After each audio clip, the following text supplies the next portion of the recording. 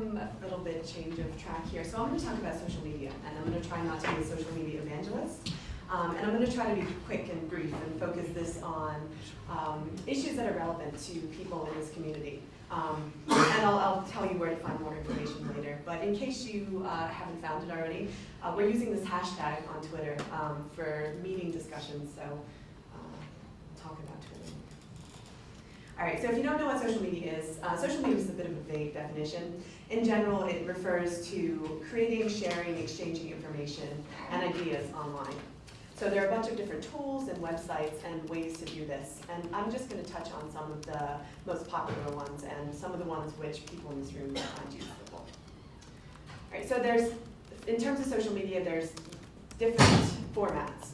So there's short form social media, which is sort of more ephemeral, and there's a minimal time investment. So this includes things like Twitter, characters, you're limited to 140 characters, so you can't write a long message.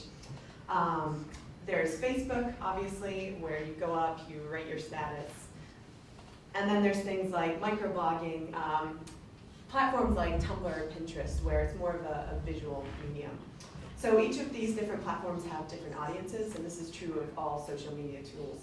Different audiences, different types of content, and for me personally and for a lot of people, I use different tools for different things. So I tend to use Facebook more for personal reasons to connect with friends, but Twitter for me is purely something I use for work. There's also long-form social media. So this is more longevity, so it's easier to find by Google searches, but it does require more of a time investment. So this includes things like blogs. If you're going to write a blog post, if you've read any blog posts, some can go on for pages. And it does take a bit more crafting, a bit more forethought to write a blog post. There's also video content. So video content can be very time consuming. We're actually filming sessions here, and microBEnet has a bunch of video content. We've been doing these people behind the science videos, and that's just a YouTube series. So it definitely is a lot more work than just writing a tweet. But it also reaches a different audience, and some people prefer to watch videos versus reading a blog post. Then there's also things like podcasting. So we don't do too much podcasting. There's a lot of sound editing and things involved. But again, this is another media form. It's easy for people to take on the go, put on mobile devices, and it can be popular for different things. All right, so in terms of social media and the built environment, we've tried a bunch of different things, and Jonathan will talk about some of our initiatives. Some work, some don't, but some of the things that have worked. The first thing is microBEnet. You probably all know about microBEnet. And this is this website here. And this is really the portal website for this community funded by the SLOAN Foundation. So if you haven't checked it out yet, I do encourage you to go. And we try to amalgamate as many resources as possible related to microbiology and the built environment. We have a blog, which is updated pretty frequently, resources including simple guides and on a variety of topics. There's information about the SLOAN program, projects that you are all a part of, and social media pages that we curate. So there's a LinkedIn group, a Mendeley collection, and then upcoming events such as training and other things. And you can see there's sort of these real-time feeds on the side, which posts some of the more recent content.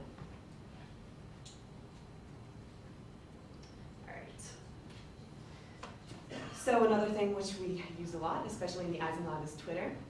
So, and I'm going to talk a bit about one focused use of Twitter, which is conference tweeting. So at this conference and at ASM, which is the microbiology conference I was just at in Denver this week, a huge part of the conference is actually being on Twitter. So people who aren't on Twitter, what you don't realize is that when you're up here giving a talk, there is actually this huge back channel online of people discussing your talk and asking questions and sharing. I know it's kind of scary, but it's actually really cool.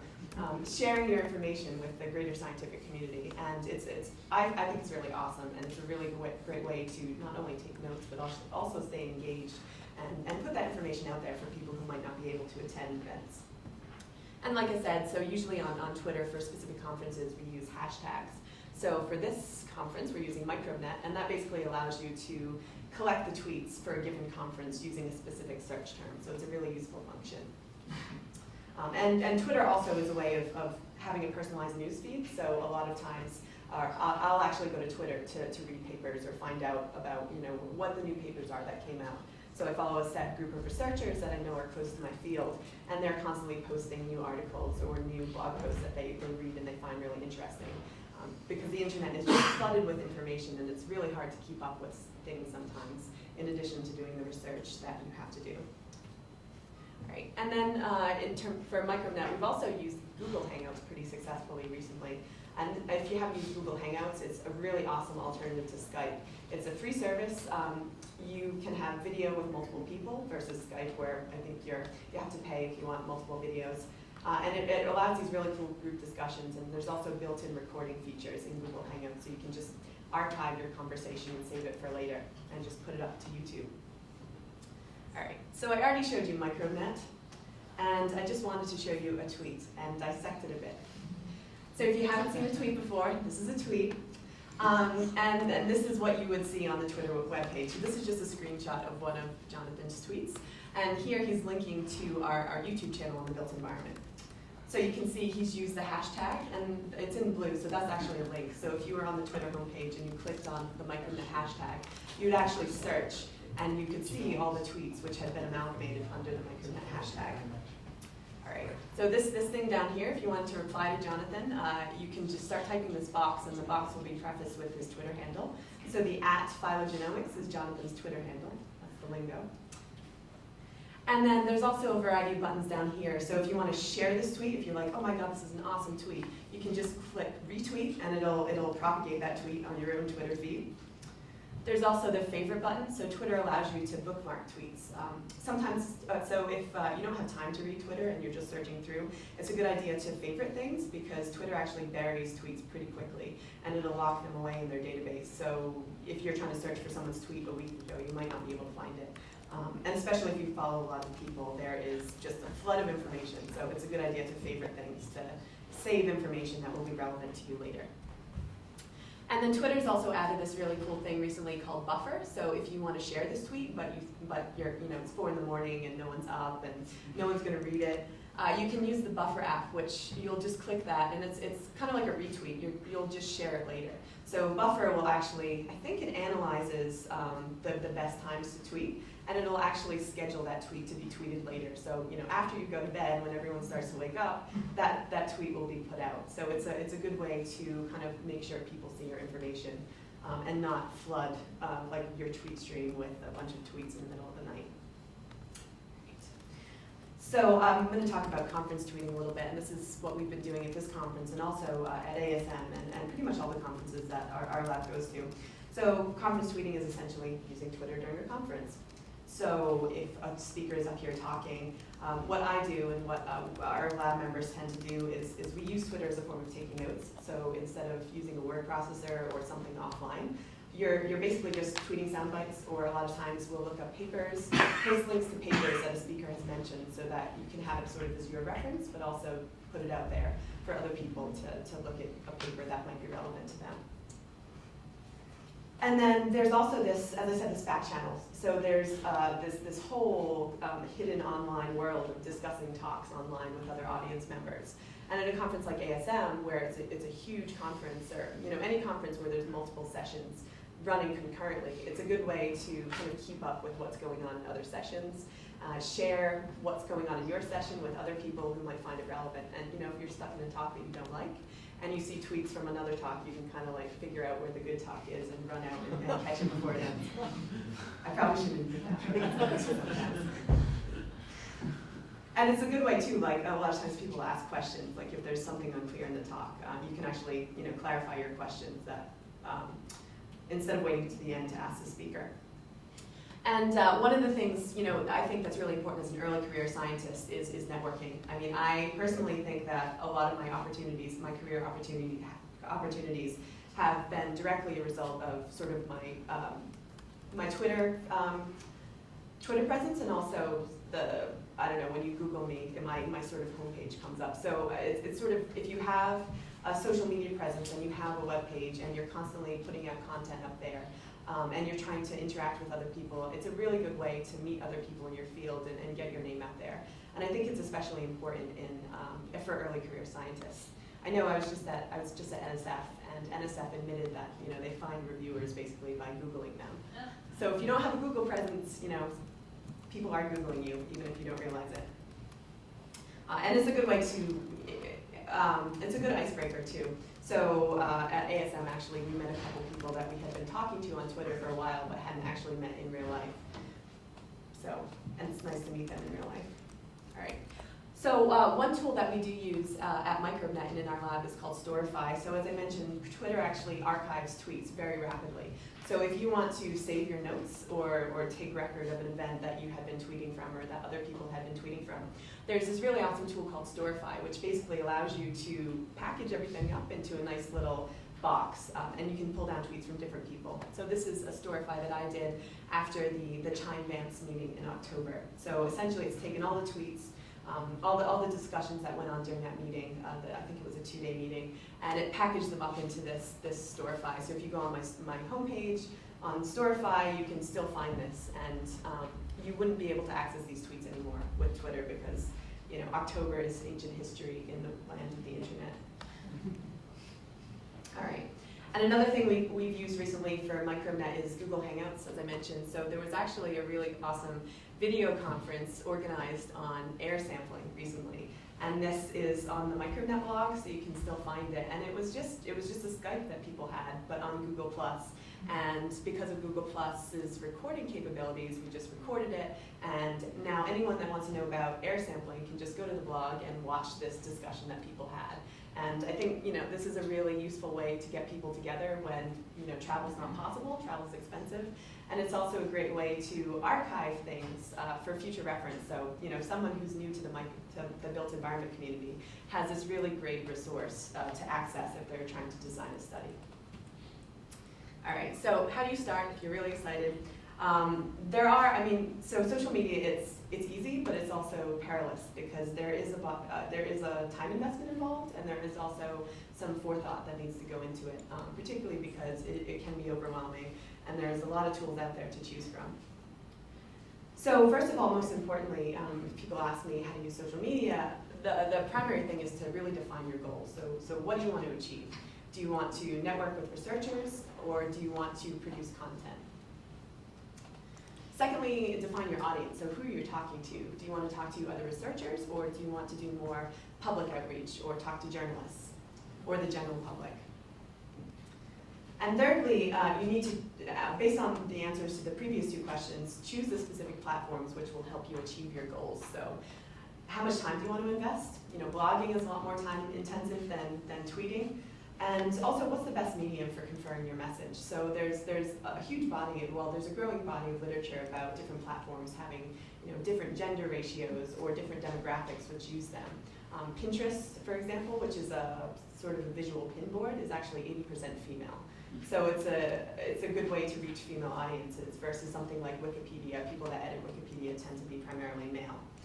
So there is some research involved in choosing the platforms you want to use. All right, and then there's different ways to use social media. So you can use it for research. If you want to integrate social media into your research, two ways which you can do this are firstly, community building. So this is something like microBEnet, where you're trying to promote interdisciplinary research, get people together using sort of a central portal that will amalgamate people from different disciplines. There's also things like content curation. So if you are a software developer, you're sort of creating content in the form of documentation and releases. Or also if you're a specialist on a specific group of organisms, like if you're a taxonomist, you could create a taxonomy portal that's accessible to other people. Because especially for some scientific disciplines like taxonomy, where I come from, a lot of the information is still offline and really not accessible to people via the internet. And then of course there's outreach. So you can do outreach online. So maybe you want to do something like increase the visibility of scientists, highlighting your particular research area to the general public. Or even the internet is great because it essentially cuts out the middleman. So if you just want to start a blog as a scientist, you can start a blog. And you can directly put your viewpoint out there without having to go through a press office or any middleman, which might dilute the message. Okay, so there's a lot of text on these slides, and these slides are up on SlideShare, so you can go through them later or ask me questions. But I think the message I wanted to promote was really that you can see scientific benefits from using social media. So I personally have gotten a lot of new collaborations, manuscripts which have come out of interacting with people online, and potentially funding opportunities, and definitely you'll increase your knowledge base because you're going to be exposed to a lot of new information. And I really think that online interactions can broaden your real networks because you're meeting people online and then you meet them in person, and it is a good way to network without actually traveling sometimes. All right. But you have to be aware that if you are going to use social media and you do want to take this leap, it does require an initial time investment. Just like anything, just like designing an experiment, you have to design a social media plan. So you do have to set up accounts, explore features, figure out how things work. You can observe for a while and figure out how things happen on a particular platform, and also deciding what works best for you. So you might not like a particular tool, you might not like Twitter, but you really love writing, and so blogging might be the best thing for you. And that's kind of a personal choice that you have to figure out what's going to sustain your motivation and also integrate into your research. Don't be afraid to ask for help. So we're always happy to help. microBEnet is there to help people with social media. So really, if you have any questions or any ideas, please come to us and have that discussion. And I really think that even though there is an initial time investment, social media does personally save me time. It filters information for you, it customizes news feeds, so you really have this specific flow of information which is directly relevant to what you're looking for. And there are a lot of tools out there to aggregate things. So there's RSS feeds where you can take feeds from multiple blogs and put them into one central feed. So instead of reading 5 different web pages, you can just look at one page and get the information collected together. And then I just wanted to touch a little bit on external perceptions. You do have to be aware of these. Sort of the perception of social media, and I know a lot of people here are probably skeptical, but there is this reputation that people are wasting time on social media. And I think that maybe stems from the misunderstanding of how people are actually using these tools, and maybe it might lead to the perception that maybe you're not doing science if you're on Twitter. That's not true. And of course, there is always, you don't know what you're doing online. I think I didn't know what I was doing online for probably the first 2 years that I used the internet, but then it got better. So there's a lot of information, and Twitter, if you ever look at a Twitter feed, it's rapid fire. And you sort of get caught up in this idea that, oh my God, I have to keep up with everything that's on the internet. You don't.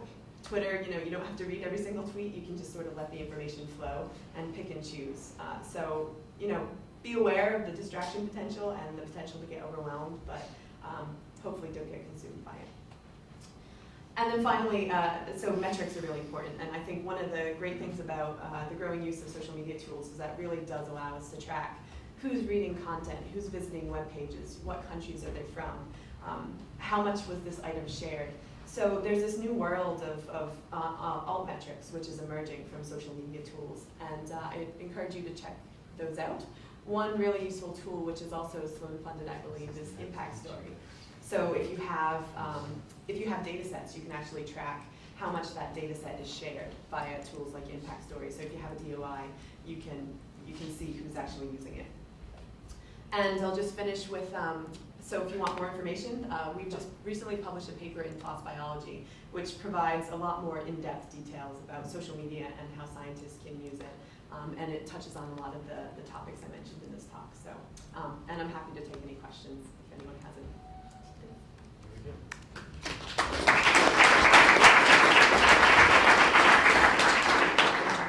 I think it's worth mentioning that this paper came out weeks ago and it has almost 40,000 hits already.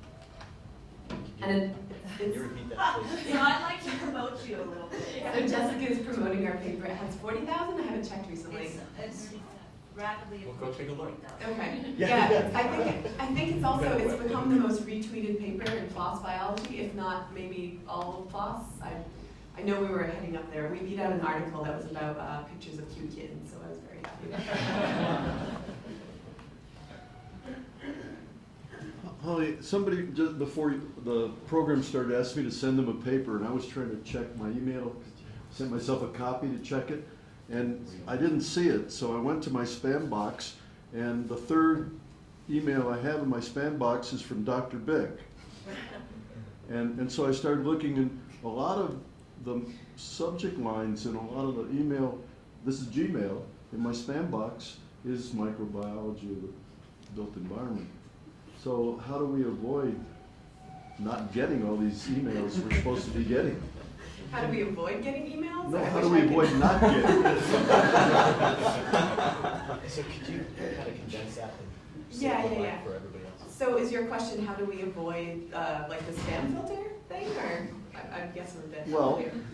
so in this case, a lot of them have the same subject line, Right. microbiology of the built environment. But there are a lot of them in my spam box, and I didn't realize how many were going. I don't usually check the spam box. Yeah. That's the first thing, check your spam box. Yeah, I daily. always check my spam I box. check it every day. There's so much Viagra in there. It's very quick to discard that unless you. I guess my name kind of sounds like some Russian. No, Ponzi there are a scheme. lot of them. No, there are a lot of them. I mean, there's one from Jonathan, and there are a bunch of them. I had no idea how many I wasn't getting. You gotta set a filter on there, we can look at it after. They're gonna help you.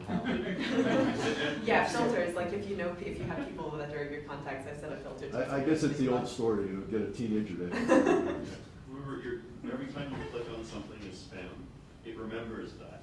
So you probably clicked on a lot of things that look like microBEnet posts as spam. We can do the email consulting. Yeah. So maybe specific to how you train. Scott. Yeah, so do you have, are you developing any metrics about how this is working to, I mean, do you have a question you would like to ask about? Is this disseminating science more broadly? Is this getting people, and do you have any metrics you'd like to measure? And have you measured any of them, or is anyone doing this kind of work? Because it's, I mean, it sounds nice. You know, Right. Is it doing more than anything else? So Scott asked a question about, what metrics are people using and how do you track these things? I mean, there are things like impact story, which you can amalgamate metrics. All metrics is a really active field, and there's a lot of research going into it. And it's hard because you have different identifiers for different types of content. So there's this huge push towards being able to track content. I mean, personally, I track website views, and I actually track my Right, but website. that's not really my question. Right. My question is this advancing, some aspect of education or science or beyond, say, have a control paper. So you have two Right. papers, say. You have a paper that, like this one, or a paper with some really interesting science that someone's tweeting about crazily, and something that no one is, tweeting about at all. Right. Is this helping? And secondly, if you're tweeting about a paper that's actually, a bunch of crap, right? And you have another paper that's, very good that no one's tweeting about. I mean, that concerns me a little bit. So Right. do you have a metric that you like to measure about how you're disseminating science either to the public or to something else? Are you getting good science out there? Is the good stuff getting out there? Do you have anything that is anyone measuring any of this? Because it sounds great, getting people involved, but is it working? Right, so Scott's question is, do we have metrics about how this is impacting science and outreach in general? I mean, the metrics are anecdotal, I think, at this point. I mean, I can say, I can dig through taxonomic literature, blog about some awesome nematode species, and I blog for a blog called Deep Sea News, which gets about 100,000 hits a month. And it's, journalists, we have a kind of a core group of journalists which really follow this blog. So I can blog about some, 1984 paper, and a journalist might think it's awesome, and then write an article in the New York Times. So you're sort of, there's no metric for that, right? But you can see things like that happen. So, I think that my participation in social media and the fact that I'm, curating content and creating content is having an effect, because I can see the chain that happens. In terms of a metric, we can track Google search terms. We can track people that are Googling microBEnet and see where the traffic's coming from. And I think David said that a lot of our traffic is from Google. It's not people. Almost all of our traffic is organic search traffic. So someone out there in the world searches for something related to microbiology and the built environment, and they end up at our site. So that's useful because that's not scientists going directly there. It's whoever out there is looking for information. So, can I just Yeah, add? yeah. Last one, we got. There is a whole field of research in the impact of digital communication, digital scholarship, social media. There are many papers actually that have been published on this. I don't have them right in front of me, but people have done semi-controlled experiments. They're not all. Some of them are retrospective. A few of them have been prospective about for example, the impact of breadth of sharing on citations and the impact of certain things on access to the papers or to the data behind the papers. I don't know the answer to your question, but it is in fact an area of research at many institutions, and I can gather that information for people. The general conclusion that many institutions, like the National Academy of Sciences and large scientific societies, et cetera, has been that they feel the need to make their engagement in these social media environments because it's already happening by people that are not, the people generating the information.